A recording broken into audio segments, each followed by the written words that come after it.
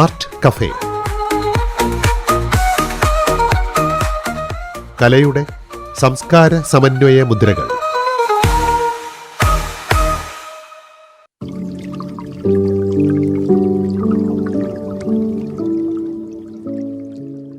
ജലം കേരളത്തിന്റെ ഹൃദയതാളമാണ്. കായലും കടലും പുഴകളും അരുവികളും എല്ലാം ഭൂമി മലയാളത്തെ ചേർത്തു നിർത്തുന്നു. ദൈവത്തിന്റെ സ്വന്തം നാടെന്ന വിശേഷണത്തിലെ തൊങ്ങല് പോലെ ഈ ജലരാശി നമ്മെ പൊതിഞ്ഞുകിടക്കുന്നു.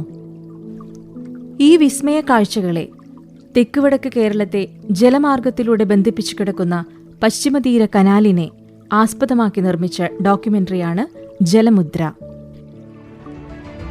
ജലമാർഗത്തിലായിരുന്നു പണ്ട് ചരക്കുകൾ കടത്തിയിരുന്നത്. അതുകൊണ്ട് ചുങ്കം പിരിക്കാൻ ജലപാതകളുടെ തന്ത്രപ്രധാന സ്ഥാനങ്ങളിൽ വിദേശികൾ കോട്ടകെട്ടി. കേരളത്തിലുടനീളം അത്തരം കോട്ടകൾ ഉയർന്നു. അങ്ങനെ ഒരു കോട്ടപ്പുറത്ത് നിന്ന് മറ്റൊരു കോട്ടപ്പുറത്തേക്ക് നീണ്ടു പോവുകയാണ് പശ്ചിമതീര കനാൽ. കേരളത്തിലെ കനാലിന്റെ ചരിത്രം കോട്ടകളുടെ ചരിത്രം കൂടിയാണ്. ഇന്ന് ആർട്ട് കഫേയിൽ ജലമുദ്രയുടെ സംവിധായകനും നിർമ്മാതാവുമായ പി അജിത് കുമാർ ആ ചിത്രത്തെപ്പറ്റിയും അതിന്റെ നിർമ്മാണ പ്രക്രിയയെപ്പറ്റിയും സംസാരിക്കുന്നു. പണ്ടുകാലത്ത് കേരളം വിഭജിച്ച് കിടക്കുകയായിരുന്നു. പല തുണ്ട് കഷ്ണങ്ങളായിട്ട് കിടക്കുകയായിരുന്നു. പല നീരൊഴുക്കുകളുള്ള നദികളാലും കായലുകളാലും എല്ലാം. പക്ഷേ അതിനെല്ലാം കോർത്തിണക്കിക്കൊണ്ട് ഒരു പാത ഉണ്ടായിരുന്നു. അത് കായലുകളെ പുഴകളായിട്ടും പുഴകൾ തമ്മിലായിട്ടും ഒക്കെ ബന്ധിപ്പിച്ചുകൊണ്ട് അത് കേരളത്തിലുടനീളം ഉണ്ടായിരുന്നു എന്നുള്ളതാണ് കേരളത്തിൻ്റെ ഒരു പ്രത്യേകത. ഐക്യ കേരളത്തിൻ്റെ കളകളം മുഴങ്ങിയത് ചിലപ്പം ഈ ഒരു ജലപാതയിലൂടെ ആയിരിക്കാമെന്ന് എനിക്ക് സംശയമുണ്ട്. താങ്കൾ അതിനുവേണ്ടി ദീർഘ ഗവേഷണം നടത്തിയിട്ടുള്ള ഒരാളാണ്. ആസ് എ പ്രൊഫഷൻ ഒരു എഞ്ചിനീയർ ആയിരുന്നു അല്ലേ? അതെ, ഞാൻ എഞ്ചിനീയറാണ്. നമ്മുടെ സംസ്ഥാന സർക്കാരിലെ അതെ ഇറിഗേഷൻ വിഭാഗത്തിലായിരുന്നു. അതെ. ഇപ്പോൾ വിരമിച്ചു. വിരമിച്ചു. ജോലിയുടെ ഭാഗമായിട്ടാണ് ഞാൻ ഈ ഒരു വിഷയത്തിലേക്ക് എത്തിപ്പെടുന്നത്. ജലപാതയുടെ വികസന പ്രവൃത്തികളെ ചെയ്യാൻ വേണ്ടിയിട്ട് എനിക്ക് ഒരു നിയോഗം ഉണ്ടായി എന്ന് പറയും.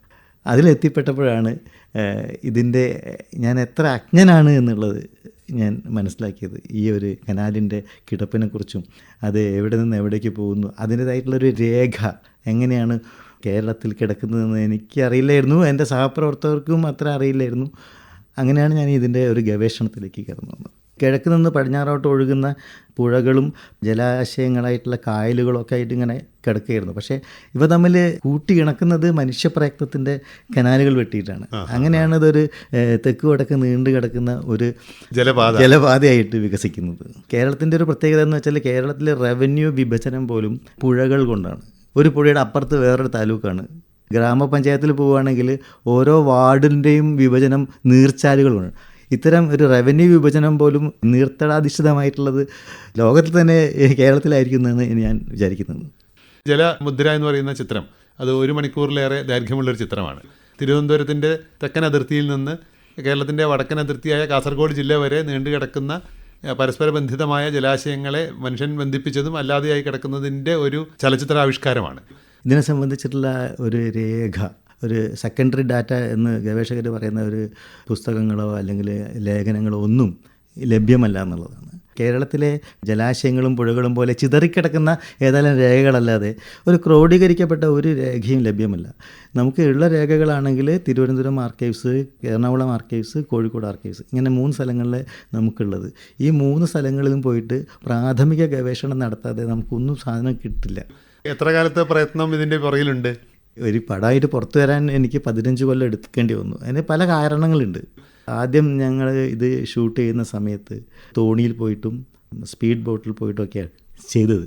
പക്ഷേ അതിൻ്റെ ഒരു ദൃശ്യത തോണിയിൽ നിന്ന് ഒരാളുടെ പൊക്കത്തിലുള്ള ഒരു ക്യാമറയിൽ നിന്ന് കാണുന്നത് മാതിരിയുടെ ആ ഒരു വീഡിയോ ഫൂട്ടേജുകൾ വെച്ച് എഡിറ്ററുടെ ടേബിളിലിരിക്കുമ്പം ഇത് ഞാൻ മതിയാക്കിയതാണ്. കാര്യം ഇത് മനുഷ്യർക്ക് യാതൊരു താല്പര്യവും ഇതിലുണ്ടാവില്ല എന്നുള്ളത് അന്ന് എനിക്ക് ഷുവറായിരുന്നു. പിന്നീടാണ് ഡ്രോൺ എന്ന് പറഞ്ഞ ടെക്നോളജി വരുന്നത്. അപ്പോൾ ഡ്രോൺ ടെക്നോളജി വന്നപ്പോഴാണ് ആൾക്കാർക്ക് മനസ്സിലാകുന്ന രീതിയിൽ നമുക്കിത് പറഞ്ഞു കൊടുക്കാൻ പറ്റും എന്നുള്ളൊരു ആത്മവിശ്വാസം എനിക്കുണ്ടായത്. അതുകൊണ്ട് എന്താ സംഭവിച്ചതെന്ന് വെച്ചാൽ ഒരു പ്രാവശ്യം ചെയ്തതൊക്കെ വീണ്ടും ചെയ്യേണ്ടി വന്നു. ആ ഡോക്യുമെൻ്ററി കാണാനിരുന്നവർക്കൊക്കെ അറിയാം, വളരെ ആസ്വാദ്യകരമായി ഒരുപാട് വിവരങ്ങൾ നമ്മളറിയാതെ നമ്മളെ സമ്പുഷ്ടീകരിക്കുന്ന ഒരു ദൃശ്യാനുഭവം.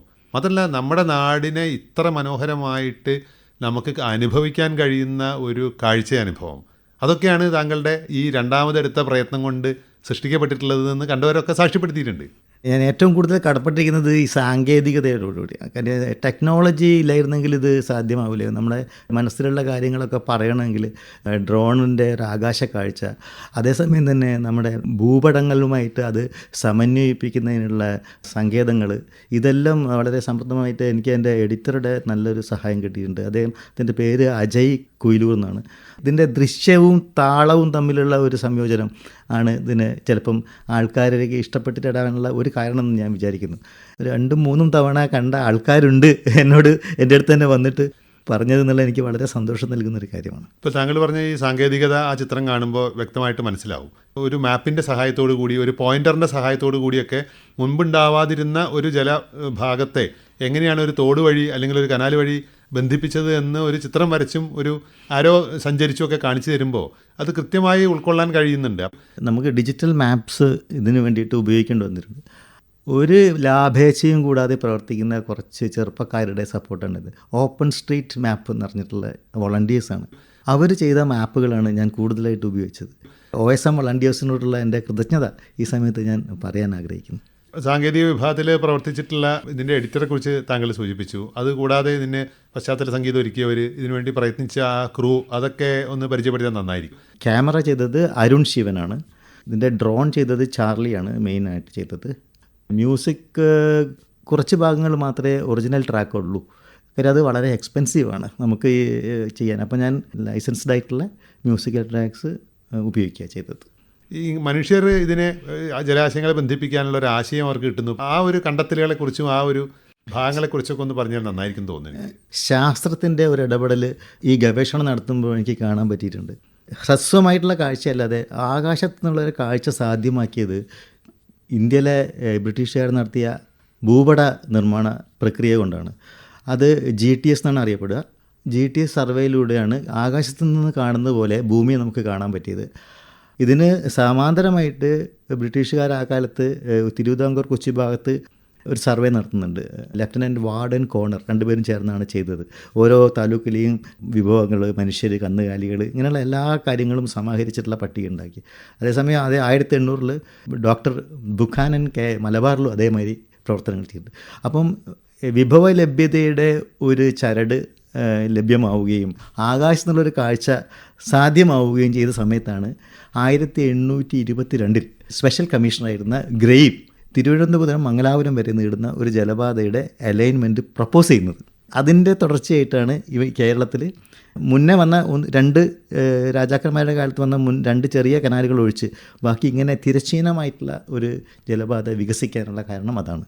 നമുക്ക് ബ്രിട്ടീഷുകാരുടെ കാര്യത്തിൽ നമുക്കറിയാം, അതിൻ്റെ പിന്നിൽ പ്രവർത്തിച്ചിട്ടുള്ള പല കാര്യങ്ങളും ഒരു ലാഭേച്ഛയും മറ്റു പല ഇൻട്രസ്റ്റുകൾ അതിൻ്റെ പിന്നിൽ വർക്ക് ചെയ്തിട്ടുണ്ടാവാം എന്നുള്ളത് ഒരു സാധ്യതയും നമുക്കറിയാം. മലബാറിൽ വന്നിട്ടുള്ള റെയിലിൻ്റെ കഥയും പറയുന്നത് ഇത് തന്നെയാണ് അല്ലേ. വിഭവങ്ങൾ അവരുടെ നാട്ടിലേക്ക് കൊണ്ടുപോകാൻ വേണ്ടി നടത്തിയിട്ടുള്ള നിർമ്മാണ പ്രവർത്തനങ്ങളാണ് ഒരു തരത്തിൽ നമ്മളെ വികസനത്തിന് നിമിത്തമായി തീർന്നത്. ഈ റെയിലിനെ പറ്റി പറയുമ്പോഴാണ് കേരളത്തിൽ റെയിൽവേ വന്നത് ജലമാർഗത്തിലാണ്. കേരളത്തിൽ റെയിൽവേൻ്റെ സാമഗ്രികൾ, അതായത് എൻജിൻ, അതിൻ്റെ വാഗണുകൾ, അതിൻ്റെ മറ്റ് ട്രാക്ക്, ഇതെല്ലാം കൊണ്ടുവന്ന് ആദ്യമായിട്ട് ഇറക്കുന്നത് ബേപ്പൂർ ചാലിയാറിൻ്റെ ഇടതുകരയിലെ ചാലിയത്താണ് ഇറക്കുന്നത്. ചാലിയം ടെർമിനസ് ആയിരുന്നു. ചാലിയത്തിൻ്റെ വടക്കോട്ട് ട്രെയിനില്ല. അപ്പം നമ്പർ 1 മദ്രാസ് മെയിൽ എന്ന് പറഞ്ഞാൽ ചാലിയത്ത് നിൽക്കുന്ന ട്രെയിനായിരുന്നു. 1886 കോഴിക്കോട് മുനിസിപ്പാലിറ്റി ആകുന്നത്. ഫറൂഖ് പാലമൊക്കെ കെട്ടിയതിന് ശേഷം 1888 ജനുവരി 2-നാണെന്ന് തോന്നുന്നു കോഴിക്കോട് റെയിൽവേ സ്റ്റേഷനിലേക്ക് ആദ്യമായിട്ടൊരു ട്രെയിൻ വരുന്നത്. അടിമകളായിരുന്നു പല കനാലുകളും വെട്ടിയത്.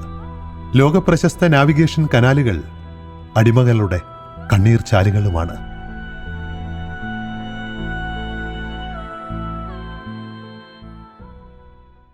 ജലമുദ്ര ഡോക്യുമെന്ററി സംവിധായകൻ P. അജിത് കുമാർ തുടരുന്നു. കനാലുകളുടെ ഒരു വികാസത്തെക്കുറിച്ചുള്ള ഒരു ചരിത്രപരമായിട്ടുള്ള ഓർഡറിൽ പറയുകയാണെങ്കിൽ കേരളത്തിൽ ആദ്യമായിട്ടുണ്ടായ കനാൽ ആലപ്പുഴയിലെ കൊമേഴ്ഷ്യൽ കനാലാണ്. അതൊരു 5 കിലോമീറ്റർ നീളമുള്ളൂ. പമ്പാ നദിയെ ആലപ്പുഴ തുറമുഖമായിട്ട് ബന്ധിപ്പിക്കുന്ന കനാലാണ്. അതിപ്പോഴും ഉണ്ട്. അത് രാജാ കേശവദാസിൻ്റെ കാലത്താണ് അത് ഉണ്ടാക്കിയത്. അത് 1772 അതേസമയം തന്നെ വെട്ടാൻ തുടങ്ങിയിട്ടുണ്ടാവും. 1776 ഉത്തര മലബാറിൽ സുൽത്താൻ കനാൽ എന്ന് പറഞ്ഞിട്ട് കനാൽ വെട്ടുന്നുണ്ട്. അത് അറക്കൽ ബീവി ആണ് അതിന് വെട്ടുന്നത്. ഹൈദരാലിയുടെ മൂവ്മെൻറ്റിന് വേണ്ടിയിട്ടാണ്, അവരുടെ മൈസൂരിൻ്റെ ഒരു മൂവ്മെൻറ്റിന് വേണ്ടിയിട്ട് ചെയ്തതാണ്. അതിന് 3.78 കിലോമീറ്റർ നീളമുള്ളൂ. ഈ 2 കനാലുകൾ കഴിഞ്ഞാൽ പിന്നെ ആ ഡെവലപ്മെൻറ്റ് വരുന്നത് ഈ ഗ്രെയിം എന്ന് പറഞ്ഞ സ്പെഷ്യൽ കമ്മീഷണർ നിർദ്ദേശിച്ചതിന് ശേഷം റാണി ഗൗരി പാർവതിബായി തിരുവനന്തപുരത്ത്, അത് 1823 മുതൽ 1829 വരെ ആണ് അവിടെ കനാൽ വെട്ടുന്നത്. തിരുവനന്തപുരം മുതൽ കൊല്ലം വരെ, കൊല്ലത്തായിട്ടുള്ള തുറമുഖം ഉണ്ടായിരുന്നുള്ളൂ. അപ്പം തിരുവനന്തപുരത്തുള്ള മുറജബ് എന്ന് പറഞ്ഞിട്ടുള്ള ഒരു മതപരമായിട്ടുള്ളൊരു ചടങ്ങുണ്ട്. ആ ചടങ്ങിലേക്കുള്ള ഒരു വലിയൊരു വിപുലമായ ആഘോഷമാണ്. അല്ലെങ്കിൽ ഒരുപാട് സാധനങ്ങൾ കൊണ്ടുവരാനുണ്ട്. ആ കൊണ്ടുവരാനൊന്നും വേറെ മാർഗ്ഗമില്ല. കൊല്ലം തുറമുഖത്തു നിന്ന് സാധനങ്ങൾ കൊണ്ടുവരാൻ വേണ്ടിയിട്ടാണ് അവർ വെട്ടിയത്. കൊല്ലത്തിനും തിരുവനന്തപുരത്തിനും ഇടയിലുള്ള എല്ലാ തടാകങ്ങളെയും കായലുകൾ പുഴകളെയും എല്ലാം വെട്ടി യോജിപ്പിക്കുകയാണ്. ഒരു മഹാപ്രയത്നമായിരുന്നത്. ഒരു സ്ഥലത്ത് മാത്രം ഒരു വിടവുണ്ടായിരുന്നു, അത് വർക്കലയായിരുന്നു. വർക്കലയിൽ കുന്നുകളാണ്. ആ കുന്നുകളെ കടന്നു പോകാൻ പറ്റിയില്ല. അപ്പോൾ എന്താ സംഭവിച്ചതെന്ന് വെച്ചാൽ, തിരുവനന്തപുരത്ത് നിന്ന് കൊല്ലത്തേക്ക് പോകുന്ന ആൾക്കാർ കോഴിത്തോട്ടം പറഞ്ഞിട്ടുള്ള കനാലിൻ്റെ ഭാഗത്ത് ഇറങ്ങിയിട്ട് പെട്ടിയും കുട്ടി പ്രമാണങ്ങളൊക്കെ ആയിട്ട് വർക്കല കുന്നുകൾ കയറിയിട്ട് അപ്പുറത്ത് എത്തി അവിടുന്ന് പിന്നീട് പോവുകയായിരുന്നു. അപ്പോൾ ഇത് ആക്ച്വലി ഇത് നടക്കുന്ന സമയത്ത് ആണ് ഈ മയൂര സന്ദേശം എന്ന് പറഞ്ഞിട്ടുള്ള കാവ്യം വരുന്നത്. ആ കാവ്യത്തിൽ ഹരിപ്പാടുള്ള സുബ്രഹ്മണ്യക്ഷത്തിൽ നിന്നൊരു മയിൽ പുറപ്പെടുകയാണ്. അദ്ദേഹം പറഞ്ഞിട്ട് അദ്ദേഹത്തിൻ്റെ ഭാര്യയുടെ അടുത്തേക്ക് പറഞ്ഞേക്കാണ് കേരളവർമ്മ വലിയ തമ്പുരാൻ. അപ്പോൾ അവിടെ തുരങ്കം കട്ട് ചെയ്യുന്ന സമയമായിരുന്നു. നമ്മുടെ ഒരു വലിയ പ്രശ്നം എന്ന് വെച്ചാൽ നമുക്ക് ഡോക്യുമെൻറ്റേഷൻ ഇല്ല. നമ്മളെ എല്ലാ കാര്യങ്ങളൊന്നും ആരും എഴുതി വെച്ചിട്ടില്ല. ഇങ്ങനെയുള്ള സന്ദേശകാവ്യങ്ങളൊക്കെ കിട്ടുന്ന കാര്യങ്ങളാണ് നമ്മൾ ക്രോഡീകരിച്ചെടുക്കുക. അപ്പം അതിൽ അദ്ദേഹത്തിൻ്റെ ശ്ലോകം എങ്ങനെയാണ്: കല്യൻ ഹൂണപ്രവരൻ ഒരുവൻ കാരുധൗരേയനാരാൽ കുല്യയ്ക്കായി ഈ ഗിരിനിര തുരക്കുന്നതും ചെന്നു കാണുക. തുല്യം മറ്റില്ലുലകിൽ ഇതിനോട് ആ തുരങ്കങ്ങൾ ചെയ്തു തീർന്നാൽ ശല്യം വേണ്ട സരണി മുഴുവൻ തോണിയിൽ തന്നെ പോകാം. കണക്ടിവിറ്റി സാധ്യമാവുന്നതാണ് അദ്ദേഹം അതിൽ പറയുന്നത്. അപ്പോൾ ആ പണി അവിടെ നടക്കുന്നേ ഉള്ളൂ. കനാലുകൾ വെട്ടിയിട്ട് 50 കൊല്ലത്തോളം അവിടെ ബന്ധിപ്പിക്കാനുള്ള ഒന്നും നടന്നില്ല. അപ്പോഴേക്കും മലബാറിൽ റെയിൽവേ വികസിച്ചു. തിരുവിതാംകൂറിൽ വികസിക്കാതിരിക്കാനുള്ള ഏറ്റവും പ്രധാനപ്പെട്ട കാരണം അവിടുത്തെ ഈ ജലാശയങ്ങളാണ്. ഒരുപാട് പാലങ്ങൾ അവിടെ ആവശ്യമായിരുന്നു. അത് അത്രയൊന്നും സാമ്പത്തികമായിട്ടുള്ള ഭദ്രത ആ കാലത്ത് ഉണ്ടായിരുന്നിരിക്കില്ല. തിരുവനന്തപുരം കൊല്ലത്തേക്കുള്ള കനാലിനോടനുബന്ധിച്ച് തന്നെ തിരുവനന്തപുരത്ത് നിന്ന് കന്യാകുമാരിയിലേക്ക് ആ സമയത്ത് തിരുവിതാംകൂർ മഹാരാജാവ് ഒരു കനാൽ ഉണ്ടാക്കാൻ വേണ്ടി ശ്രമിച്ചിരുന്നു. അതിൻ്റെ പേര് AVM കനാൽ എന്നാണ്. അതിൻ്റെ ഭാഗങ്ങൾ ഇപ്പോഴും ഉണ്ട്. അനന്ത വിക്ടോറിയ മാർത്താണ്ഡം കനാൽ. ബാർട്ടനായിരുന്നു അതിൻ്റെ എഞ്ചിനീയർ. അപ്പോൾ അദ്ദേഹത്തെ അവിടുന്ന് കൊണ്ടുവന്നിട്ട് ഈ വർക്കലയിലുള്ള ഈ ഒരു കനാലിനെ എങ്ങനെ അതിൻ്റെ ജലപാത എങ്ങനെ സുഗമമാക്കുക എന്നുള്ളതിന് വേണ്ടിയിട്ട് നിയോഗിക്കുകയാണിത്. ഇതിനു വേണ്ടി പല ഡിസൈൻസും ഉണ്ടായിട്ടുണ്ട്. ഒരു 4 ഡിസൈൻ ഉണ്ടായിട്ടുണ്ടായിരുന്നു. എഞ്ചിനീയർ ബാർട്ടൻ്റെ പ്ലാനാണ് അംഗീകരിച്ചത്. 2 ടണലുകളാണ്. ഒന്നിന് 350 മീറ്റർ നീളവും ഒന്നിന് 720 മീറ്റർ നീളവും. ഇങ്ങനെ 2 ടണലുകൾ അവിടെ നിർമ്മിച്ചുകൊണ്ടാണ് നമ്മുടെ വർക്കലയിലെ തുരങ്കങ്ങൾ വളരെ പ്രസിദ്ധമാണ്. എന്നുവെച്ചാൽ ലോകത്തിൽ തന്നെ എടുത്തു പറയാവുന്ന കുറച്ച് ജലപാത തുരങ്കങ്ങളുള്ളൂ. അത് കേരളത്തിലാണ്. അപ്പോൾ അങ്ങനെ ഒരുപാട് അപൂർവതകളെ അഭിമുഖീകരിക്കാൻ നമ്മൾ മറ്റുള്ളവരുടെ ശ്രദ്ധയിലേക്ക് കൊണ്ടുവരാനൊക്കെ താങ്കളുടെ ഈ ജലമുദ്രയുടെ നിർമ്മാണവും അതിന് വേണ്ടിയിട്ടുള്ള ഗവേഷണമൊക്കെ സഹായിച്ചിട്ടുണ്ട് എന്നുള്ളൊരു കാര്യമുണ്ട്. ഇതൊക്കെ നമ്മുടെ തലമുറകൾ മനസ്സിലാക്കേണ്ട കുറേ അടിസ്ഥാന ചരിത്രം കൂടിയാണല്ലോ ഇതൊക്കെ. ഇതിൻ്റെ ഒരു പ്രദർശനാനുഭവം എന്താണ്? സാധാരണ ഒരു ഡോക്യുമെൻ്ററിക്ക് ദൃശ്യത വളരെ കുറവായിരിക്കും. ഏതെങ്കിലും ഫിലിം സൊസൈറ്റിയിലൊക്കെ കാണാൻ പറ്റുള്ളൂ. അപ്പോൾ എനിക്കൊരു ഭാഗ്യം ഉണ്ടായത് എന്തെന്ന് വെച്ചാൽ, സർക്കാരിൻ്റെ എൻ്റെ കേരളം പരിപാടിയിൽ എല്ലാ ജില്ലകളിലും 14 ജില്ലകളിലും ഈ ജലമുദ്ര എന്ന് പറഞ്ഞുള്ള ഡോക്യുമെൻ്ററി സൗജന്യമായിട്ട്, എനിക്ക് യാതൊരു ചിലവും ഉണ്ടായില്ല, അത് കാണിക്കാൻ പറ്റി. അത് മാത്രമല്ല സാധാരണക്കാരായിട്ടുള്ള കുറേ ആളുകൾക്ക് ഇത് കാണാൻ പറ്റി. അതെനിക്ക് വളരെ സന്തോഷകരമായിട്ടുള്ളൊരു അനുഭവമായിരുന്നു. സ്വാഭാവികമായിട്ട് ഇത് ഇത്രയും നല്ലൊരു വർക്ക് നമ്മൾ മറ്റ് ഫെസ്റ്റിവലുകൾ ഉൾപ്പെടെയുള്ള വേദികളിലേക്ക് എത്തിക്കാനുള്ള ഒരു ശ്രമം ഉണ്ടാവുമല്ലോ. അതിനെക്കുറിച്ച് എന്താണ് പറയാൻ പറ്റുക? അപ്പോൾ അതിപ്പോൾ ഞാനിപ്പം കുറച്ച് ഫിലിം ഫെസ്റ്റിവൽക്കൊക്കെ അയച്ച് കൊടുത്തിട്ടുണ്ട്. ക്രൊയേഷ്യയിലുള്ള ഒരു ഇക്കോ ഫിലിം ഫെസ്റ്റിവലിലേക്ക് സെലക്ഷൻ കിട്ടിയിട്ടുണ്ട്. പ്രൊഡ്യൂസർ എന്ന നിലയിൽ താങ്കൾ തന്നെയാണ് അതിൽ പ്രധാന പങ്ക് വഹിച്ചതെന്ന് എനിക്ക് മനസ്സിലാക്കുന്നു. മറ്റേതെങ്കിലും രീതിയിലുള്ള സഹായം താങ്കൾക്ക് നിൻ്റെ നിർമ്മാണത്തിന് ലഭിച്ചിരുന്നോ? എങ്ങനെയാണ്? എനിക്ക് സഹായം ലഭിക്കണമെന്ന് ഞാൻ വിചാരിച്ചിരുന്നു, പക്ഷെ എനിക്ക് കിട്ടിയില്ല. ഞാൻ ആരെയും കുറ്റപ്പെടുത്തുന്നില്ല. കാര്യം ആർക്കും സഹിക്കാൻ പറ്റില്ല. കാര്യം നമ്മളൊരു ലബ്ധപ്രതിഷ്ഠനായിട്ടുള്ള ഒരു സംവിധായകനല്ല. ആദ്യമായിട്ട് ഒരാൾ സംവിധാനം ചെയ്യുന്നു, അയാൾക്ക് എങ്ങനെ ആരെങ്കിലും പൈസ തരിക എന്നുള്ളതൊക്കെ പ്രശ്നങ്ങൾ തന്നെയാണ്. ആരെയും പറഞ്ഞിട്ട് കാര്യമില്ല. എനിക്ക് ഏറ്റവും സന്തോഷം ഉണ്ടാക്കുന്ന കാര്യങ്ങൾ എന്താണെന്ന് വെച്ചാൽ, ചെറുപ്പക്കാരായിട്ടുള്ള കുറേ കുട്ടികൾ എന്നെ ഗവേഷണത്തിനായിട്ട് വിളിക്കുന്നുണ്ട്. ഞാനൊരു ഗവേഷകനല്ല, ഞാൻ ഗവേഷണം ചെയ്യേണ്ടി വന്ന ഒരാളാണ്. എന്നെ കുറേ കാര്യങ്ങൾക്ക് വേണ്ടി അപ്പോൾ ഞാൻ അവരെയൊക്കെ എൻ്റെ ആർക്കൈവൽ ഡീറ്റെയിൽസൊക്കെ ഞാൻ അവർക്ക് കൊടുത്ത് സഹായിക്കുന്നത്. അതെൻ്റെ വളരെ സന്തോഷകരമായിട്ടുള്ള അനുഭവം. അവർക്ക് പക്ഷേ ഒരുപാട് സമയം ചിലവാക്കാവേണ്ടി വരുന്ന കാര്യങ്ങളൊക്കെ ഞാൻ കൊടുക്കുന്നുണ്ട്. അതായത് കേരളത്തിനെ പറ്റി പറയുകയാണെങ്കിൽ കേരളം മാത്രമായിട്ട് എടുത്ത് നോക്കിയാൽ ഒരു ഷേപ്പ് എന്നൊരു തോണീനെ പോലെയുള്ളത്, പുഴനാടുകൾ കൊണ്ട് കെട്ടി വരിഞ്ഞു വെച്ച ഒരു തോണി പോലെയാണ് കേരളം. അപ്പോൾ ഇതിൻ്റെ പേര് തന്നെ വഞ്ചിനാട്, വഞ്ചിയൂര്, തിരുവഞ്ചിക്കുളം. ചേര രാജാക്കന്മാരുടെ തലസ്ഥാനം വഞ്ചി എന്ന് പറഞ്ഞാൽ തിരുവഞ്ചിക്കുളമായിരുന്നു. അവരുടെ കൊടിയടയാളം വഞ്ചിയായിരുന്നു. നമ്മുടെ അമ്പലങ്ങളിൽ പോയാൽ അവിടെ വെച്ചിരിക്കുന്ന കാണിക്ക വഞ്ചിയാണ്. ആ വഞ്ചിയിലേക്ക് പൈസ ഇടുമ്പോൾ വഞ്ചി വഞ്ചി എന്ന് പറഞ്ഞിട്ട് അത് കിലുങ്ങുന്നു. ഇങ്ങനെയൊക്കെയാണ് അതിൻ്റെ ഒരു വഞ്ചിയുടെ ഒരു നമ്മുടെ ഭാഷയിലെയും നമ്മുടെ സംസ്കാരത്തിലേക്ക് ഇഴുകിച്ചേർന്ന ഒരു വഞ്ചി ആയിട്ട് നമ്മളിങ്ങനെ തോണിയായിട്ടാണ് നമ്മൾ എനിക്ക് തോന്നാറുള്ളത്. കേരളത്തെക്കുറിച്ച് വളരെ താല്പര്യപൂർവ്വം പഠിക്കുന്ന പല വിദേശ സ്ഥാപനങ്ങളും സർവകലാശാലകളൊക്കെ ഉണ്ടല്ലോ. അപ്പോൾ അവരുടെയൊക്കെ ശ്രദ്ധ ഈ കാര്യത്തിൽ വരുന്നുണ്ടോ? അവരുമായിട്ട് എന്തെങ്കിലും രീതിയിൽ നെഗോഷിയേറ്റ് ചെയ്യാനോ അവരുടെ ശ്രദ്ധയിൽ ഈ ഒരു വർക്ക് കൊണ്ടുവരാനൊക്കെ ഉള്ള പ്രയത്നങ്ങളുണ്ടോ, നടക്കുന്നുണ്ടോ? കുറച്ച് യൂണിവേഴ്സിറ്റികളിലേക്ക് കൊടുത്തിട്ടുണ്ട്. അറിയാതെ ഞാൻ എടുത്തു നോക്കിയപ്പോൾ ഒരു 10-12 ബ്രിട്ടീഷ് ഓഫീസേഴ്സിൻ്റെ പേരുകൾ നമ്മൾ വേണമെന്ന് വെച്ചിട്ടല്ല, അത് വന്നിട്ടുണ്ട് ഇതിൽ. ലാംപ്ടൺ, ബാർട്ടൺ, കൊനോലി, തോമസ്, ഇങ്ങനെ കുറേ ആൾക്കാർ, കേണൽ മൺട്രോ, ഇങ്ങനെ വരുന്ന ഒരുപാട് പേര് ഇതിൽ വരുന്നുണ്ട്. ഒരു കൊളോണിയൽ കണക്ഷൻ ഹിസ്റ്ററിയിലുള്ളതിനെ കുറിച്ചിട്ടുള്ള എന്തെങ്കിലും ആരെങ്കിലും ചോദിച്ചാൽ എനിക്ക് ഫീഡ്ബാക്ക് കൊടുക്കാൻ പറ്റും. അവഗണനയുടെ ചെളിയടിഞ്ഞ് ഇടുങ്ങിപ്പോയെങ്കിലും പുഴകളും കായലുകളും കടൽ തുറകളും താണ്ടി തെക്കേ അറ്റത്തെ ഒരു കടൽത്തീര സുഖവാസ കേന്ദ്രത്തിൽ നിന്നും വടക്കേ അറ്റത്ത് കടൽക്കരയിൽ ഉയർന്നു നിൽക്കുന്ന പുരാതനമായ ഒരു ചെങ്കൽ കോട്ടയിലേക്കുള്ള യാത്രയിൽ വെള്ളത്തിൻ്റെ നൂലുകൊണ്ട് പശ്ചിമതീര കനാൽ കേരളത്തെ തുന്നിയെടുക്കുകയാണ്.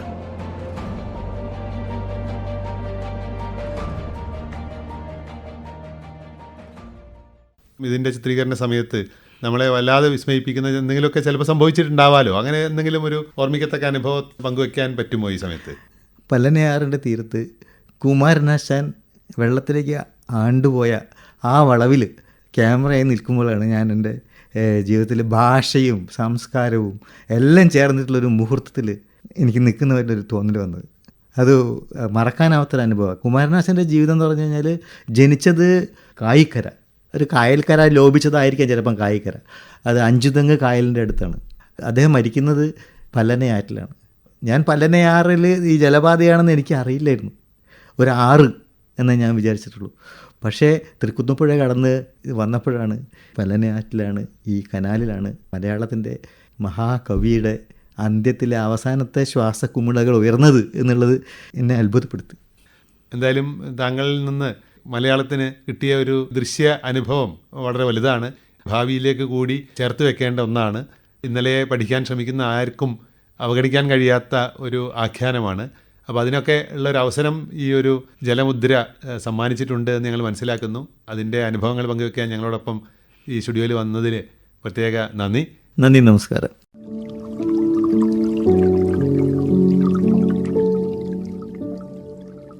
തെക്ക് വടക്ക് കേരളത്തെ ബന്ധിപ്പിക്കുന്ന പശ്ചിമതീര കനാലിനെക്കുറിച്ച് നിർമ്മിച്ച ഡോക്യുമെന്ററി ജലമുദ്രയുടെ നിർമ്മാതാവും സംവിധായകനുമായ പി അജിത് കുമാറാണ് ഇന്ന് നമ്മോടൊപ്പം ഉണ്ടായിരുന്നത്.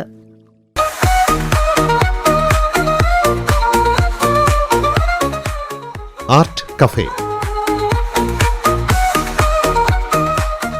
കലയുടെ സംസ്കാര സമന്വയ മുദ്രകൾ.